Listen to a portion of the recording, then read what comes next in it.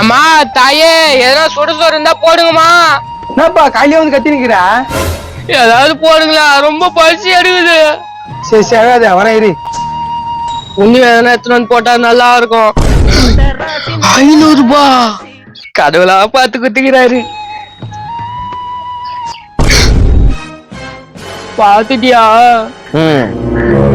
நான் பிச்சைக்காரன் தானே, எனக்கு விட்டு தரலாம்ல. அந்த வேலையே நடக்காது. நீ காஸ்டியூம் போட்ட பிச்சைக்காரன், நான் காஸ்டியூமே போடாத பிச்சைக்காரன். 50-50. எப்பா நான் பிச்சைக்காரப்பா, ஒரு 100 ரூபாய் வச்சுக்கப்பா. சரி கொடு, உன்னை பார்த்தா பாவமா தாங்குது. தேங்க்ஸ்ப்பா. சரி நீ போயிடு. 100 ரூபாய் போனாலும் 400 ரூபாய் நமக்கு. இது எங்க போச்சுன்னு தெரியலையா? ஏப்பா இங்க எங்க 500 ரூபாய் பார்த்தா? நான் பாக்கலையா? நான் உங்ககிட்ட சோறு கேட்க வந்தாக்கா திட்டு பட்டம் கட்டிங்களா? அட அதெல்லாம் ஒண்ணும் இல்லப்பா, எங்க அம்மா தொலைச்சிட்டுக்குதியா, 1 ரூபாய் கிட்ட கூட தெரியாதியா. சரி விடு, அவன் கண்டுபிடிச்சிடுவான். ஆமாண்ணா ஏமா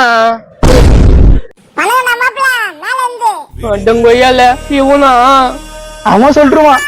எப்பா சாரிப்பா, எனக்குதான் கட்சிச்சு. நான் 100 ரூபாய் கொடுத்ததான் விட்டுறான். ஓ உனக்குதான் கட்சிதா? ஆஹா 200 ரூபாய் கொடுத்தாதான் விடுவேன். அவன் வீட்டு காசு அவன் கேட்கத்தான் நாயந்தான். விடு விடா பிச்சை எடுக்கிற காசு எல்லாம் போகுது. இந்தாப்பா குடே. 300 ரூபாய் போச்சு. பரவாயில்ல, நம்ம கிட்ட 200 ரூபாய் கிட்ட.